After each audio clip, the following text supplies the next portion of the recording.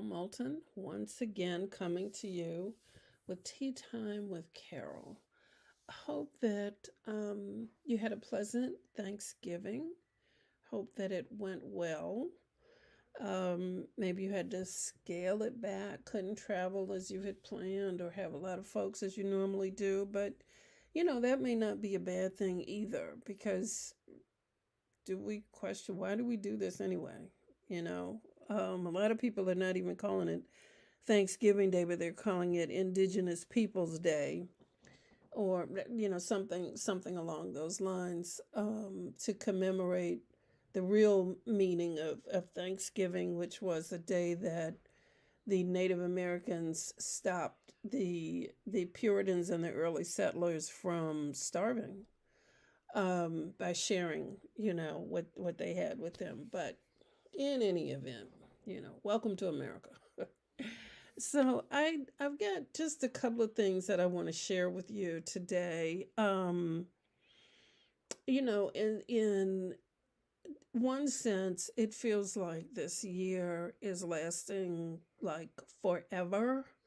And in another sense, it feels like it's really quickly, because I can't believe that we're knocking at the door of December. And once you enter December, it's over. It's a done deal.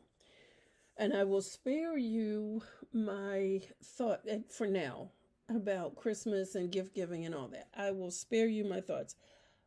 What I will say on that note is, I think this is a good time, given everything that we've been through. I think this is a good time to question everything. Um, there was a course that I took in the seminary called Apologetics. And that course is designed to have you question everything you think you know and everything you think you believe about your faith. And not to disparage, or not to make you question, or maybe it does for some people, but make you really, the word talks about making your election sure, and well, that's kind of ironic given these days, but I'm talking about election. But in any event, I'm talking in the faith sense, um, and it's about, apologetics. It's about really determining what you say you believe and what that's based on. And so I'm saying all that to say this is a good time to really look at everything. I came across a really good book on that note called One Nation Under God: How Corporate America Invented Christian America. And so, starting in the 30s, it's a wonderful book. It's on Amazon. I got the hard copy. Sometimes I like to hold the book when I'm reading it. But it's a detailed history of Christianity, starting with like the 1930s, going forward. And it's really interesting how corporate America has crafted the religion that we are so accepting of right now. And I'm not talking about the word, I'm not talking about scripture. I'm talking about a lot of the things, the accoutrements of the faith that we sort of take for granted, that we take as gospel, if you will. Um, the and you're seeing it with evangelicals. That has become such a hot topic. With them getting so involved. I'm sure you all, well, you may have seen a number of the evangelicals who were praying for a certain result with this last election. And I don't ever remember pastors and preachers getting that involved. I mean, I remember sometimes they may have certain candidates to come on a particular day and kind of speak, but I don't ever remember, with this kind of passion and this kind of destructive rhetoric, because it's not just vote for this guy because he's the best guy. It's more of a, destructive, annihilate, kill, cut the head off, of the opponent. And I'm like, where does that even come from? Well, if you read this book, you get a much better idea of what's really going on with that. And I think that that's a good thing that this has happened because it's causing some of us to really take a step back from organized religion, to take a step back and say, well, is this really what Christ is about? I mean, they want to criticize certain people for certain things, but Jesus was a rebel. I mean, he went against the grain of the authorities. He did not toe the party line and yeah, it's all good. No, no, no, no, no, no, no, no, no.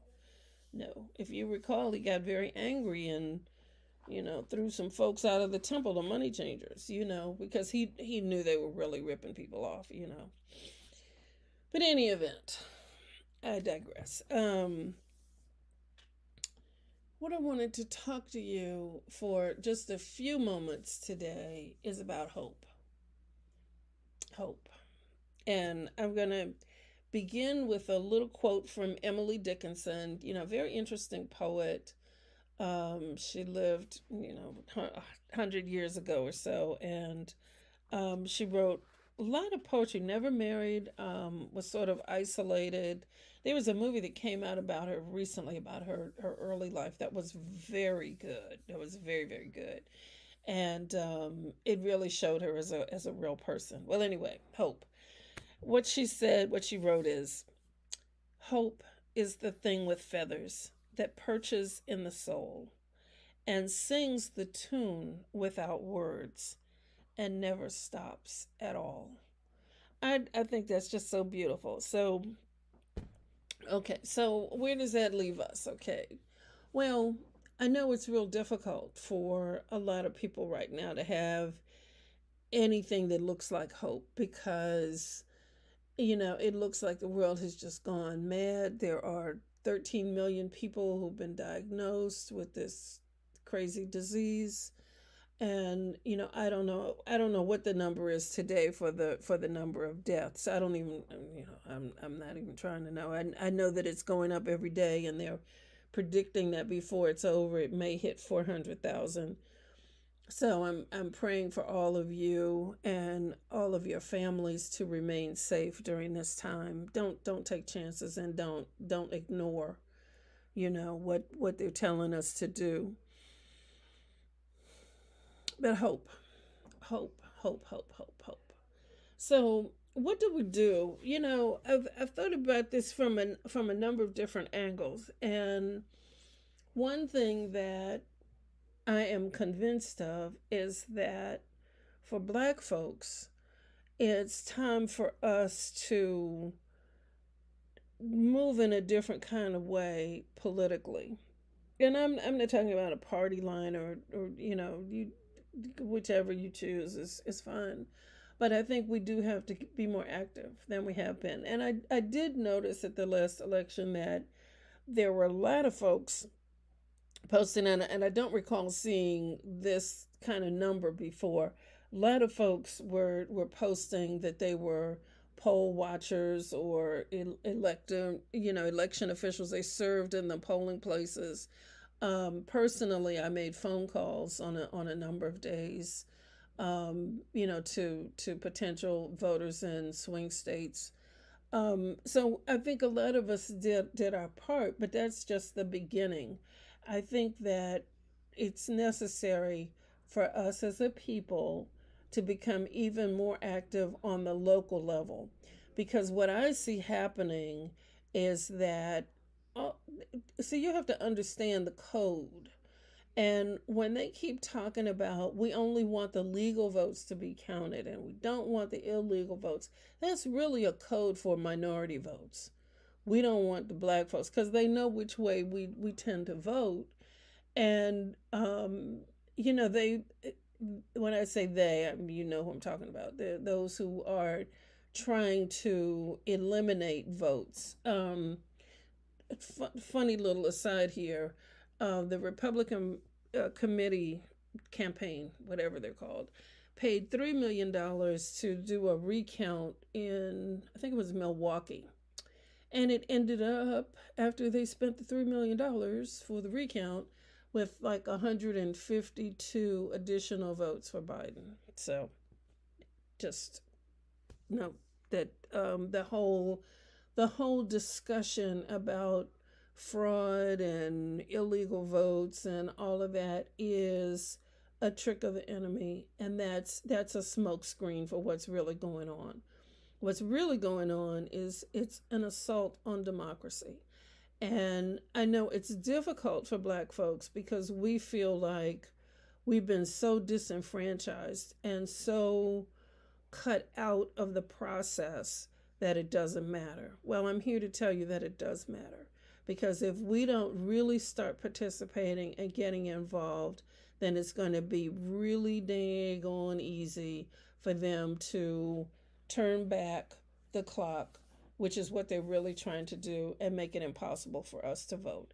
I mean, all these things about slowing down the mails, removing the polling places, and making one per county, all these things that were done to make it more difficult for people to vote. I am so proud that Americans stood up, and a lot of Black folks stood up, and a lot of Black women stood up and said, my voice will be heard. But now, what I'm suggesting to you is that we can't stop. We have to continue the assault because they're not stopping. They're not stopping. I don't think there's been a concession yet. And they're still filing, I think they're up to 38 lawsuits challenging. And what I see, this is the worst lawyering I've ever seen in my life. And the only way that I have been able to maintain my sanity, and this is not a joke really, is I've gotten on Twitter, which I was never on before, and I started following a lot of very highly respected attorneys. And I started, reviewing the filings. Some of these folks, I don't know how they have a law license. I'm telling you the truth. The stuff that I'm seeing, the misspelled words, if you can't spell district, how in God's name do you have a license to practice law? But anyway, I digress. And that's a true story. I'm not kidding. Um, but I follow a number of these attorneys and law professors, and then that kind of calms me down because I read an account of the latest whatever that's going on, and I'm like, oh my God, oh my God. But I know what they're trying to do. What they're trying to do is trying to get to the Supreme Court, and they think that they can make all these new fresh wonderful arguments there. And one, it doesn't really work that way, and two, I'm hoping that you know all the states get certified and get the electoral college done, that whole process finished before, so we can just stop playing around. January 20th can't come fast enough for me. But anyway, anyway, we're on hope. We are on hope. Um, Another thing I want to suggest, if you haven't read it already, the Pope Francis came out today or yesterday with, I guess it's like an opinion letter. And what he talked about was empathy and the need for empathy. And I think that applies. I think that's very applicable to us. You tell who he was talking to. But I think that for us, we're going to have some empathy too, because you know there's so many people who are sick. There's so many people who are um, food insecure. They're just not secure about where their next meal is coming from or where they're going to be able to live, because the temporary holds on evictions in some counties has been lifted. Excuse me. So there's going to be it's going to be more difficult. As it gets colder, as the winter months come in, it's going to get more and more difficult. But we continue to have hope, and I want you to have hope. And I want you to think about it in this way. Um, My grandfather was a very, very proud man. He was born in 1901, and he was a Pullman porter on the train. And at that time, that was a very prestigious job because, um, for a black man to have that kind of salary job. And it was a union job. It was one of the first unions, first gather group of black men who were able to unionize under A. Philip Randolph, if you recall your history, talking about A. Philip Randolph. And there is a picture that I found of my grandfather with that first set of union workers of who were it was called the Brotherhood of Sleeping Car Porters, and they were the ones, many people on long trips would travel by sleeping car, and the porters were the ones who took care of folks, on these long trips. Um, my grandparents were married over 50 some years, and he always referred to my grandmother as his girlfriend, which I think probably contributed to the longevity and the good relationship that they had. But anyway, my grandfather, he went to the March on Washington. He followed politics very, very closely. He was very proud of his ability to vote. I always remember him saying, you're looking for the person who's going to do something for black folks. And that was his mentality. And I'm certainly not being critical, and that was certainly appropriate at that time. But what I'm suggesting to you is that a lot of us still have that mentality. We're still looking for someone to do something for us. And I'm referring to the recent um, Johnny come lately discussions by some of the rappers who had these platinum plans and all this kind of foolishness at the last daggone minute. And it reminded me so much of my grandfather's position of waiting for the white man to do something for us, or evaluating candidates in those terms. And I think it's time out for that. I think we really have to find a way to come together in a different kind of way, in a more positive way, and in a way where we are self-determining, what we want. And hopefully with the new administration, there will be ways. I'm very gratified by the names that I'm seeing to be appointed to the first cabinet. And I see that there's a number of diverse candidates. So I'm hoping that they will be approved by the Senate and in place very, very quickly, because there are so many things that need to be done and undone. Yeah, and oh my goodness, I've been talking for so long and I forgot to pour the tea. Oh my God, how did I forget? Oh my Lord. I am so sorry. So let me pause for 1 second. And I don't even know if I welcomed you in. I don't even know. This is kind of where I am right now, just kind of spacey. And you may be feeling the same way, like I really don't know if I'm coming or going. There's some days that are a struggle. I'm not going to lie to you. There's some days that are a struggle, and then there's some days that are okay, but it's difficult. I just want to acknowledge you. Um, and if you need a glass of wine every day, or whatever it is that you need to do to make it through, but don't discount the power of prayer. Don't forget that. And if you're struggling with um the religion, you and I'm not talking about faith, I'm talking about religion and organized religion. If that's not getting it for you right now, then I suggest, in all sincerity and in all love, that you find your way to your knees and really ask God to show you him. Ask him to show you who he is, ask for a real relationship with Him, one that's not dependent on other people.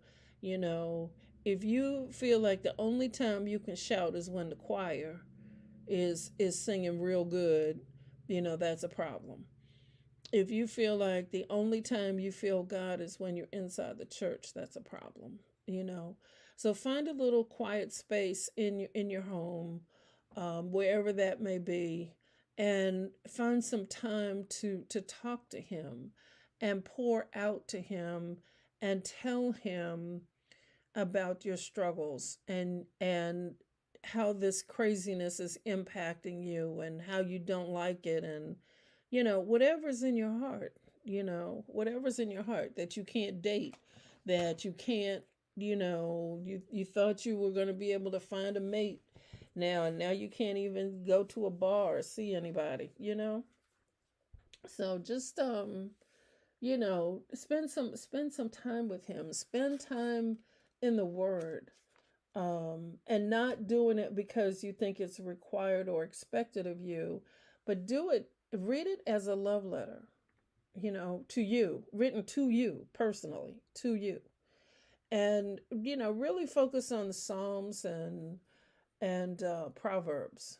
Those are good wisdom. It's good wisdom, for every day, and may help you kind of get through this a little bit better.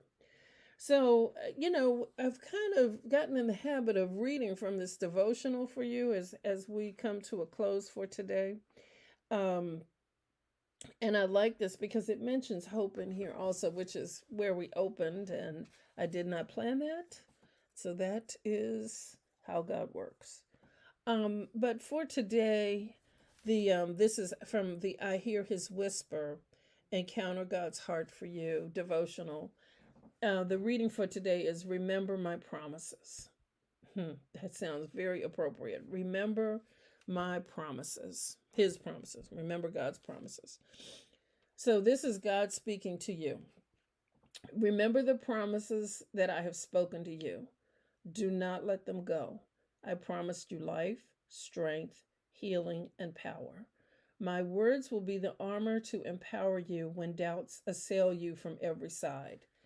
Keep coming to me, and never forget the destiny I have promised you, for your inheritance is received by faith. Take my word and let it become your foundation. Stand upon it. Wrap it around your thoughts and let it rise from your lips. It will increase your faith. Even the promises I have made to you personally are to be trusted. Don't look to the right or the left, but keep your heart fixed on me. Judge every prophetic word that comes to you by the witness of my Holy Spirit inside of you. Let your hope be stirred by the words that I give to you. Don't be afraid to believe me fully and to invest yourself in my promises. Every word I speak is alive and brings light to every dark chasm. And the word from Psalm 18, verse 30 says, What a God you are! Your path for me has been perfect. All your promises have proven true. What a secure shelter for all those who turn to hide themselves in you. You are the wraparound God giving grace to me. So, my beloved, we're going to end there um, with, I hope those words encourage you, and I hope that they are a little bit of light for your path. Um, you know, life is not happening to you, life is happening for you. So, underneath of it all, just know that God is working things out. All the things that are happening, they're happening for our ultimate good. And you've got to hold on to that and believe it and trust it, even though it doesn't always look so cool. You've got to trust that God knows what He's doing. And I truly believe He is up to something right now. because there is a shaking that is including the entire world. And we have an opportunity now. This is the opportunity for us to get it right, to stop idolizing people, to stop doing the crazy things, idolizing our children, making sin okay. Sometimes we take an idea and we idolize it. We turn it into an ideology, and it can be abortion, it can be prayer in schools, it can be, anything. And anything taken to an extreme is not good. So I'm not going to get started again. I'm going to stop there. We will pick this back up hopefully next week, if the Lord is gracious and lets us do this again on next week. And I'll be talking a little bit more about coming to ourselves and really making some changes in 2021. And I think that's going to be an awesome year for all of us. So I pray God's blessing on each and every one of you. I love you. I love you, love you, love you. I want only the best for you. And I pray for you and your family daily. So be blessed. And we will talk to you again real soon. This is Carol Moulton from Tea Time with Carol. Until next time, remember, everything you want is on the other side of fear. Take care. Love ya. Bye bye.